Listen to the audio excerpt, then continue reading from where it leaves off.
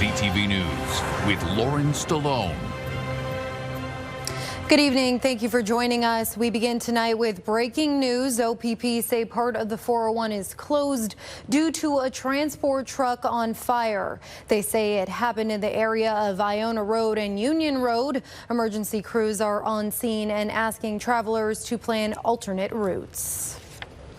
We are learning more about the police investigation near Western University. Police now say additional search warrants have been carried out in Ottawa and Quebec. Here in London, they've charged 4 people after a trespassing investigation on campus last weekend led them to a nearby home.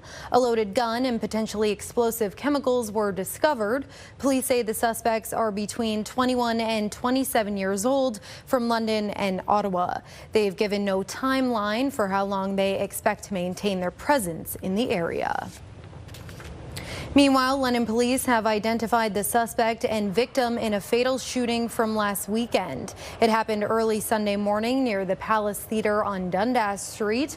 Police say they've laid numerous charges against 26-year-old Matthew Yusuf, including second-degree murder. 2 men were shot, both taken to hospital. Police say 26-year-old Ramon Thomas from Toronto did not survive. They say Yusuf remains in custody with a court appearance set for next week. Ontario's NDP leader was in London today calling on the provincial government to extend support services for local workers facing layoffs. Brian Bicknell reports. It's a lifeline for unemployed auto plant workers, but now this action center is winding down, leaving soon-to-be laid-off workers wondering how they'll prepare to re-enter the job market. The ones that are 50 years old, you got 15 years before you can even look at retirement, and you have to go find a job with the way the economy is now. According to Unifor Local 27, the action center is slated to close February 9th. It comes as the local auto sector braces for more layoffs. Parts maker Autoneum announced earlier this month it's consolidating operations into its Tillsonburg plant over the course of the year, leaving more than 130 London employees out of work. This action centre opened with the closure of the Accuride plant here in London just about 1 year ago. Now, with more laid-off workers coming from Autoneum, union leadership fears this is just the beginning.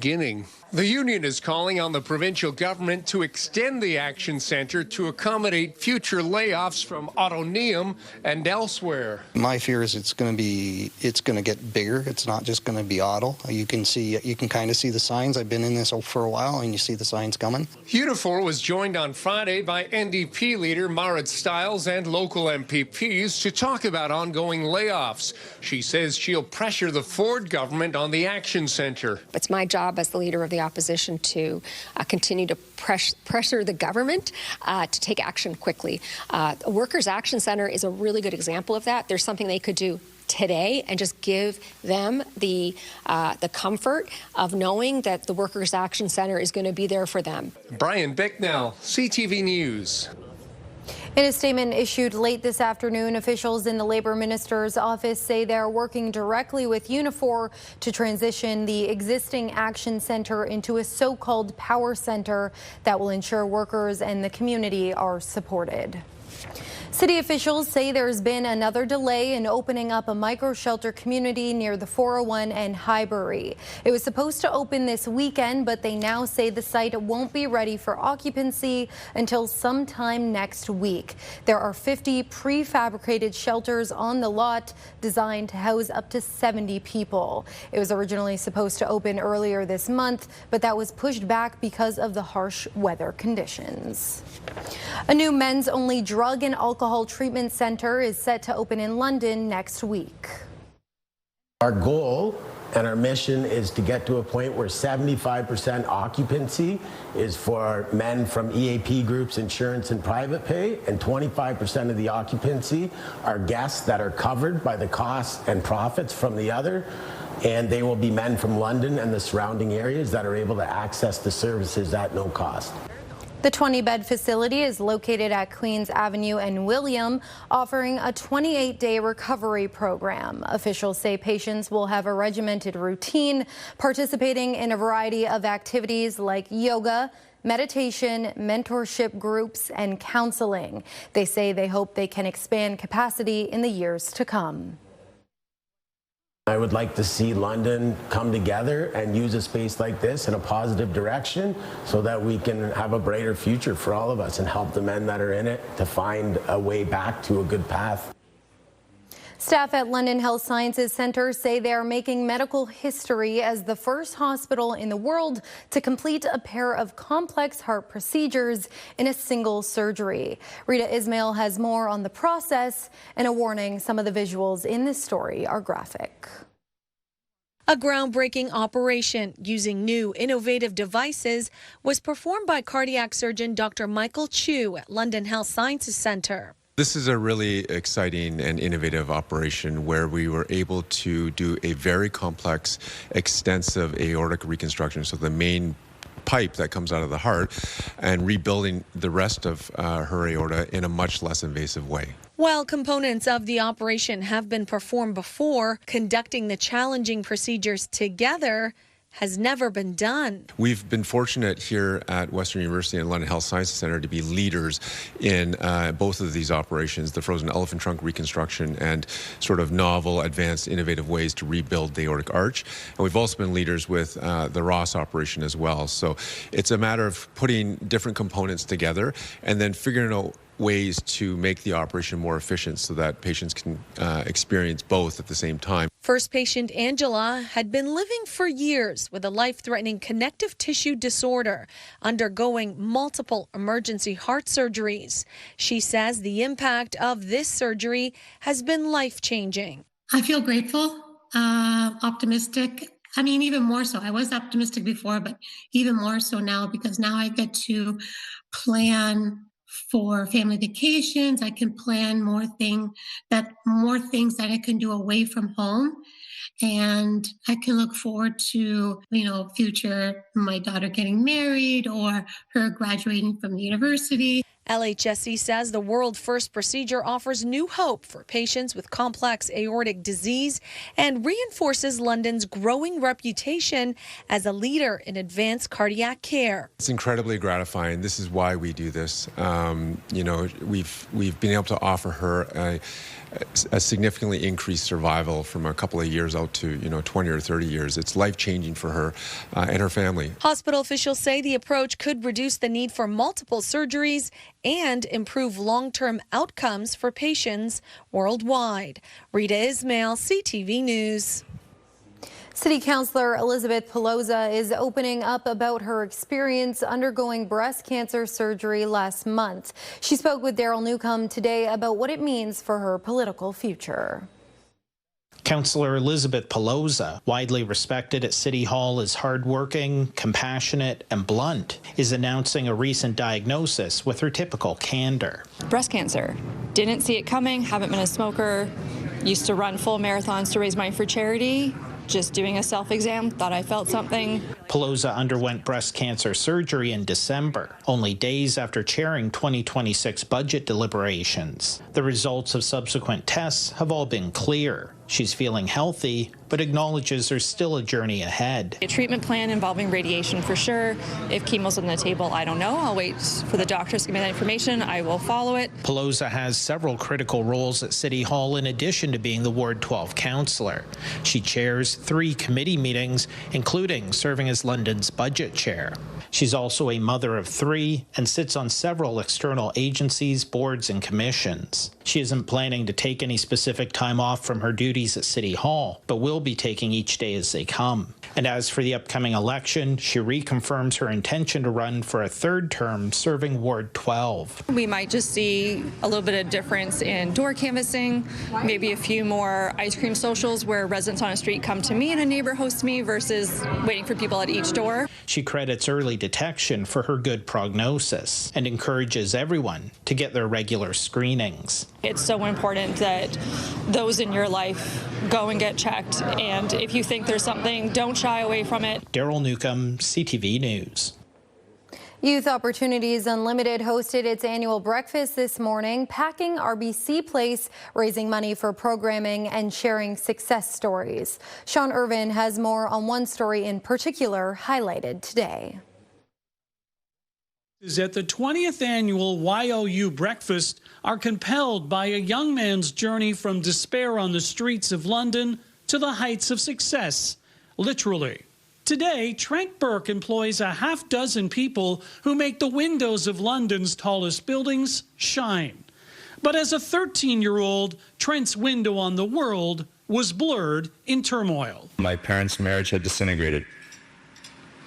My mother was so stressed out with the fallout and taking care of my 2 younger sisters, I became the proverbial sacrificial lamb. Within a few short years, Trent would be on his own and a new father. I was a homeless, traumatized, and now drug-addicted street kid. His addiction would last a decade, but throughout that time, he found a way to make money. And I was cleaning the storefronts downtown. I looked up at the buildings, and I said to my friends, I'm going to clean all of these buildings one day. I'm going to hang off of every single one of these buildings. Leaving drugs behind, Trent lived up to his pledge, and today is inspired to help other young people struggling with addiction. Somebody has to get out of it to prove that it's possible to get out of it. Through his message, he hopes leaders in the Forest City find compassion for all youth. They were all children once. You know, it doesn't really matter how old they are. I think that's somebody's daughter. In London, Sean Irvin, CTV News. The London Knights were back in action tonight, facing off against the North Bay Battalion at Canada Life Place. Brustevich waits down the coast again. Brown, Brustevich, quick shot, score!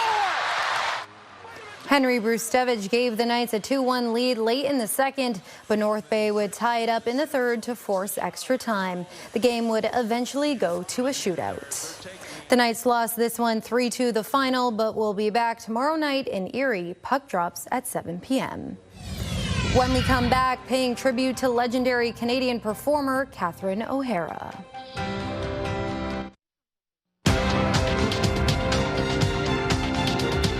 Canada's main stock index dropped sharply as the next nominee to lead the U.S. Federal Reserve prompted a sell-off in precious metals. In Toronto, the TSX plunged almost 1,100 points, and in New York, the Dow lost 179, and the Nasdaq is down 223. The Canadian dollar fell a quarter cent today, and on commodity markets, gold sank almost $610 an ounce, and oil lost 21 cents a barrel. Surprise and sadness in Hollywood today after the death of iconic Canadian performer Catherine O'Hara. Her representatives say she died at her home in Los Angeles after a brief illness. With more on her career spanning parts of 6 decades and the legacy she leaves behind, here's Annie Bergeron Oliver. Do we set the timers on the lights? Considered a cultural trailblazer and the queen of improv, Kevin! Catherine O'Hara had a rare ability to give complex and often eccentric characters depth and humanity. A craft she mastered at the famed improv theater Second City in her hometown of Toronto. She started there waiting tables. Want to fall in love? But in 1974, her love for acting would land her a role on the hugely successful Second City television. Gonna be a frosty snow girl. I'm gonna deck your halls. She had no formal training, but O'Hara's enthusiastic spirit and determination quickly made her an award-winning star in Canada. If you don't let me gut out this house and make it my own, I will go insane and I will take you with me. Propelling her to international fame with roles in hit movies from Beetlejuice. Oh, what the? Are you all right? To the mockumentary comedy film Best in Show.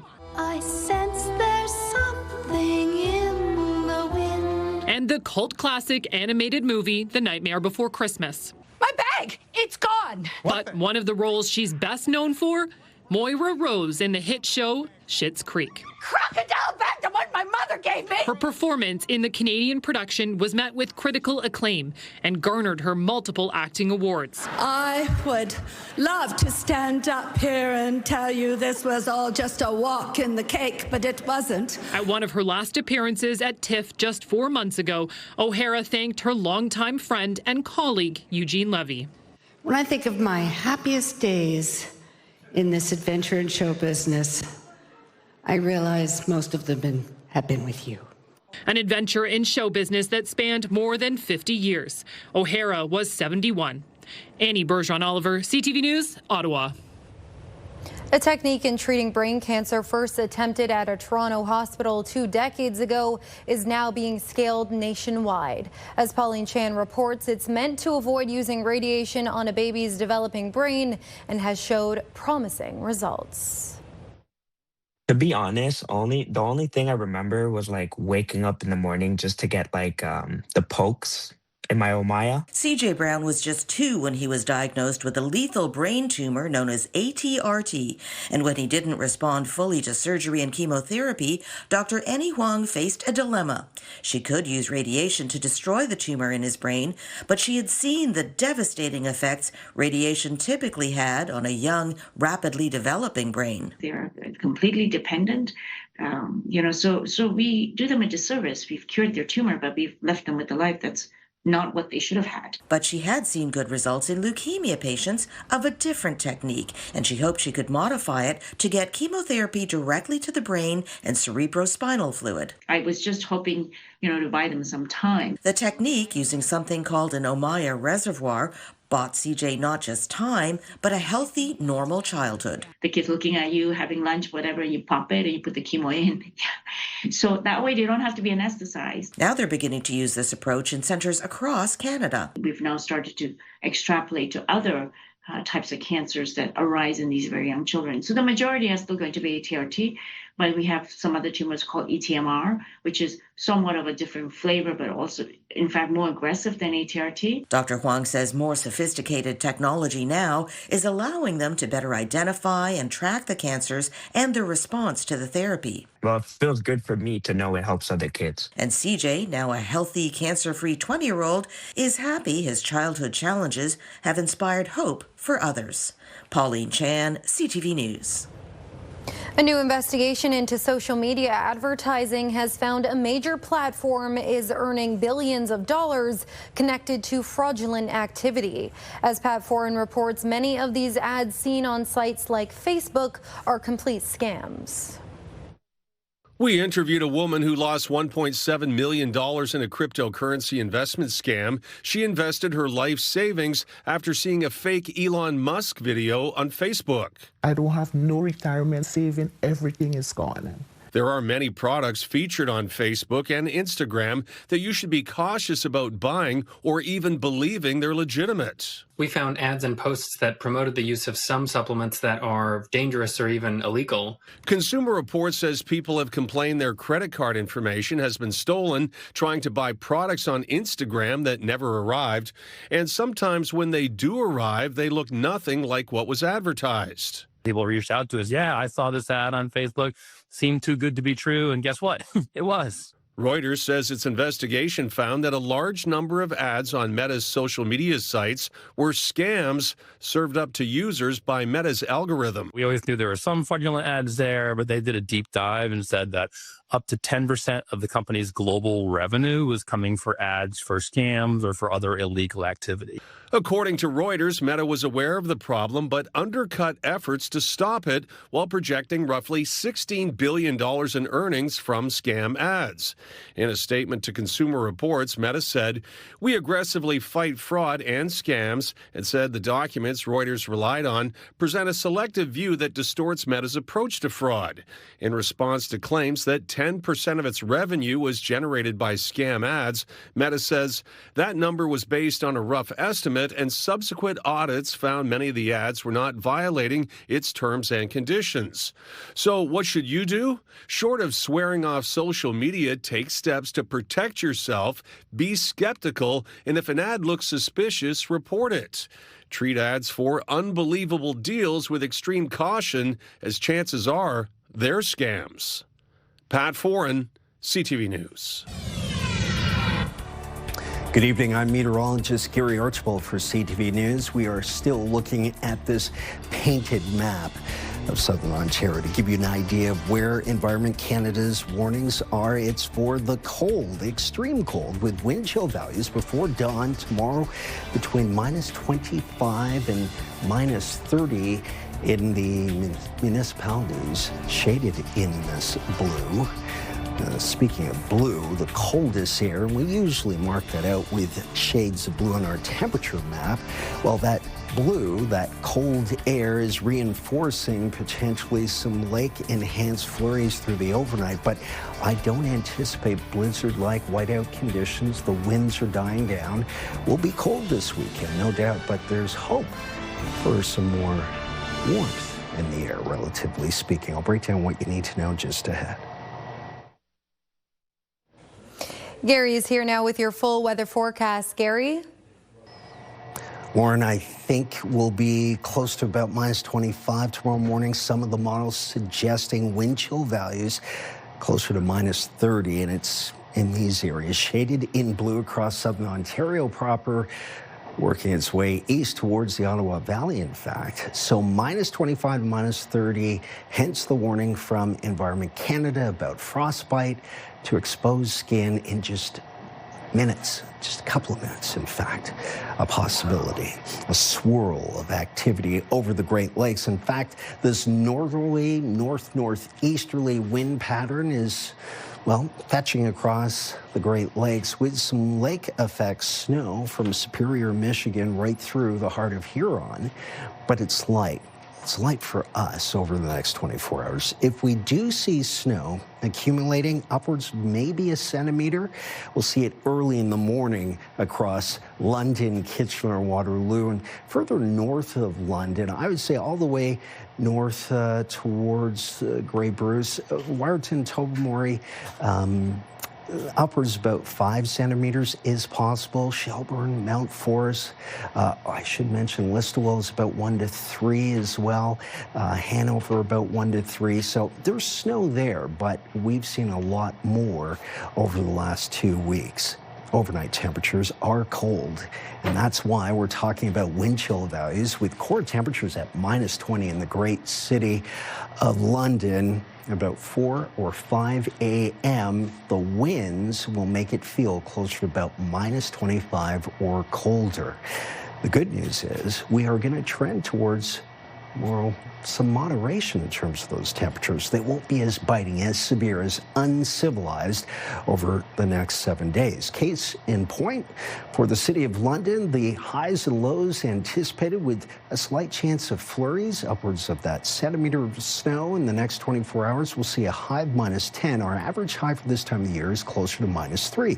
But we'll get there. It's just going to take several days. Sunny, though, on Sunday. A great day at a number of our different resorts, Buller Mountain perhaps, and we could see some snow, some light snow, good powder snow with these air temperatures through this week. So if it's on the hills, not on the roads, of course, that's not going to happen, but we'll take it. Also note, these overnight lows, minus 18 apiece through the Midwest. This is where we're likely to see temperatures in that minus 25, or at least the feel in terms of the early morning for wind chill values. Flurries throughout the next 6, maybe 7 days, but we will get to seasonal values. A week from now, minus 3 is the high projected with a low that's seasonal, close to minus 7 or minus 8. Enjoy the snow and the weather. We can handle it. I'll see you next week. Thanks, Gary. The mission carrying London-born astronaut Jeremy Hansen around the moon has been delayed. The first crewed Artemis flight won't take off until February 8th at the earliest. That's 2 days later than its most recent launch date because of near freezing temperatures in the forecast. A crucial fueling test is now expected on Monday, while the 4 crew members remain in quarantine. At this point, there's no public timeline on their arrival at the Kennedy Space Center in Florida. Because of the lunar cycle, there are only a handful of days per month available to NASA to successfully launch the first crewed moon mission in more than 50 years.